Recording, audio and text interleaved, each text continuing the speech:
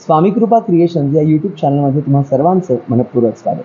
मित्रांनो, गिरगाव संस्कृतीचं माहेरघर असं आपण म्हणतो आणि याच रंगभूमीवरती, साहित्य संघाच्या रंगभूमीवरती खरोखरच अनेक प्रयोग झालेले आहेत. आणि अर्थातच गिरगावकर असणारे लेखक दिग्दर्शक देवेंद्र पेन यांचं ऑल द बेस्ट हे नाटक आम्ही यापूर्वी सुद्धा या रंगमंचावर बघितलेलं आहे, काही वर्षांपूर्वी, काही दशकांपूर्वी म्हणूया आपण. आणि आता तेच नाटक नवीन संचात पुन्हा एकदा आलेले आहे आणि त्यात देवेंद्र पेम यांचा मुलगा मयुरेश आणि अर्थात त्याचा भाऊ मनमीत हे दोघेही काम करतात. मगाशी आपण मनमीतशी संवाद साधला, आता आपण मयुरेशशी गप्पा मारूया. हाय मयुरेश. येस, हॅलो, कसे आहात? मी मस्त. आणि मुख्य म्हणजे आठवतंय सगळं मयुरेश, आज या नाटकाच्या निमित्ताने आपण बोलतोय, पण पुणे एकेकाळी एकांकिकेच्या वेळेपासून आपण एकमेकांना ओळखतो. पुणे एकेकाळीपासून ओळखतो. नाही, बरीच वर्ष झाली. तरी 13 वर्ष, 12-13 वर्ष. मी FY ला होतो तेव्हा. आणि पहिला माझा इंटरव्ह्यू, बापरे, मीच घेतला होता इंटरव्ह्यू. फक्त तेव्हा प्रिंट मीडिया होता आणि आता आपण डिजिटल साठी करतोय. तर मुळात तू एक उत्तम अभिनेता आहेस, उत्तम डान्सर आहेस. बाबांच्या मार्गदर्शनाखाली त्याच ऑल द बेस्ट मध्ये, की ज्या नाटकाने इतिहास घडवला, ते नवीन संसद आणताना आणि बाबांच्या दिग्दर्शनाखाली काम करताना नेमकं काय वाटलं? नाही, बाबांच्या दिग्दर्शनाखाली सर्वच नटांना काम करायला आवडतं. असा एक नट नाही की त्यांना, म्हणजे ते युनिव्हर्सिटी आहे. आणि माझं भाग्य आहे, म्हणजे गेल्या जन्मात खरंच काहीतरी पुण्य केलं असेल की मी या घरात जन्माला आलो. कारण कुठलाही ह्या कलेशी, कारण ह्या कलेमध्येच करिअर करायचं होतं, त्यामुळे कुठेही ऑब्स्टॅकल आलं किंवा काही अडकलं तर त्याच्याबद्दल एवढी इन्फॉर्मेशन दुसऱ्या मिनिटाला मिळते. हो. पण बाबांचं कसं आहे, आता ऑल द बेस्ट जसं तुम्ही म्हणालात की त्यांनी it is a miracle basically. आणि ते झालं ते सगळं, आणि इतक्या टीम झाल्या, त्यामुळे बाबांना ऑल द बेस्ट बसवणं हे काही खूप कठीण काम नाही ऍक्च्युली. तर ते 4 दिवसातही बसवू शकले असते. पण तेच, आता मी, विकास, मनमीत, रिचा, आम्ही चौघही कसे, आमच्यासाठी प्रत्येक रोल नवीन होता. मी ऑल द बेस्ट 2 केलं होतं, त्यात बहिरा केला होता. पण आता ह्या ऑल द बेस्ट या नाटकात मी मुका करतोय.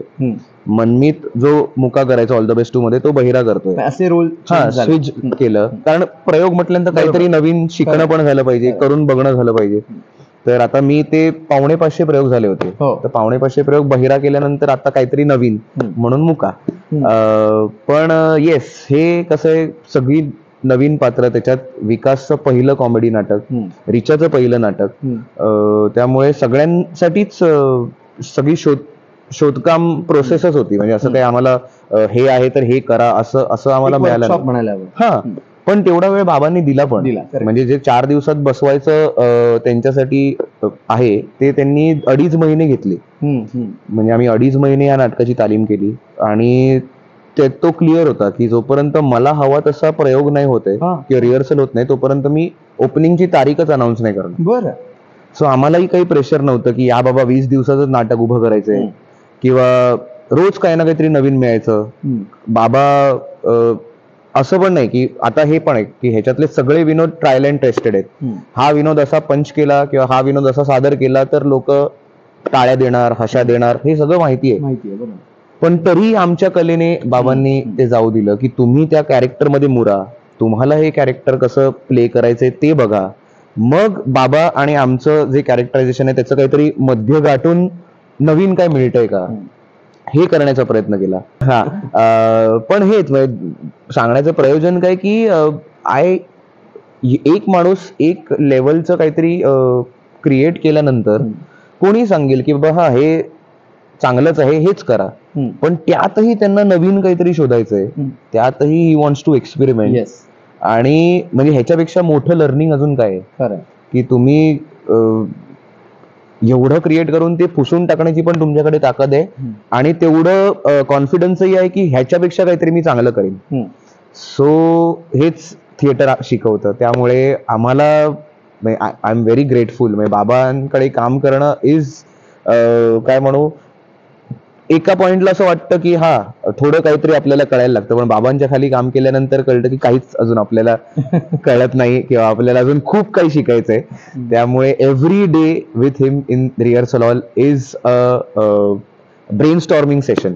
त्यामुळे सगळं त्याच्याबरोबर राहिल्यानंतर, त्याच्या सहवासात राहिल्यानंतर टायमिंग सुधारतं, आपलं स्पॉन्टेनियसली आपण जे बोलतो ते सुधारतं, त्याच्याबरोबर आवाजाची क्वालिटी सुधारते. आता माझा तुम्ही ऐकलं असेल, कोण एकेकाळीला माझा असा होता आवाज, एवढा पातळ होता आवाज, पण आता ते प्रयोग करून एक्सरसाइजेस करून एक आवाजाला काय म्हणू टेक्स्चर क्रिएट झालं. पण हे सगळं बाबांमुळे.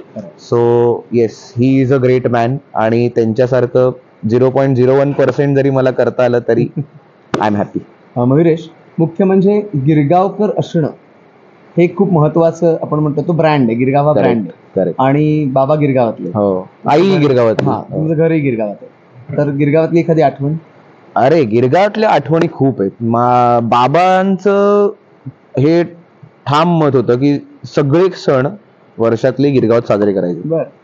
तर दहीहंडी म्हणू नका, गणपती गणेशोत्सव तर सवालच नाही. तर दहीहंडीचा एक किस्सा सांगतो. आम्ही कामतचाळीत बाबांचं घर आहे आणि मला दरवर्षी हंडी फोडायला आवडायची. तर कामतचाळीच्या बाहेर, कामतचाळीत 3 ते किंवा मॅक्सिमम 4 थर हंडी, आणि बाहेर गेल्यानंतर 7 थराची हंडी लावली, ज्याचा मला एक्सपिरियन्सच नव्हता. आणि पण तेव्हा झाली, मी हंडी फोडली ती, पण तो जो प्रवास होता वर जाण्याचा आणि नंतर खाली बघायचा, that was an amazing experience. आणि कामतचाळीत गणेशोत्सवात काहीही नवीन सुचलं, म्हणजे आबांचं म्हणा की आम्हालाही त्याने सवय लावली, काहीही एक विषय सुचला की आधी कामतचाळीत साजरा होतो. तो कामतचाळीच्या गणेशोत्सवाच्या स्टेजवरती आम्ही परफॉर्म करतो. त्याचं काहीतरी एक छोटस 10 मिनिटाचं म्हणा किंवा एकांकिका म्हणा, काहीतरी सादर करतो त्या विषयाची. रिस्पॉन्स काय येतो त्याच्यावरती ह्याचं आता दीर्घांक करायचा, नाटक करायचं, चित्रपट करायचा, वेब सिरीज करायची, हे त्या रिस्पॉन्सवर ठरतं. त्यामुळे बेस तिथे सगळं. त्यामुळे ऑल द बेस्ट, प्लॅनचेट, बाबांचे वेगवेगळे अजून काही कुठलाही बाबांचा जो काही विषय असेल त्याचं सगळं आधी पहिलं सादरीकरण कामतचाळीत झालेलं आहे.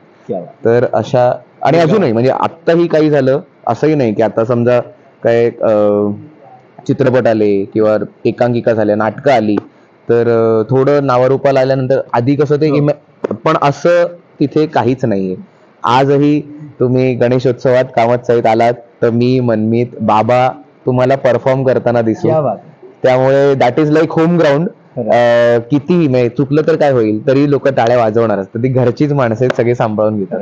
आणि खरोखरच कुटुंब आहे गिरगाव हे. हो. आगामी प्रोजेक्ट काय?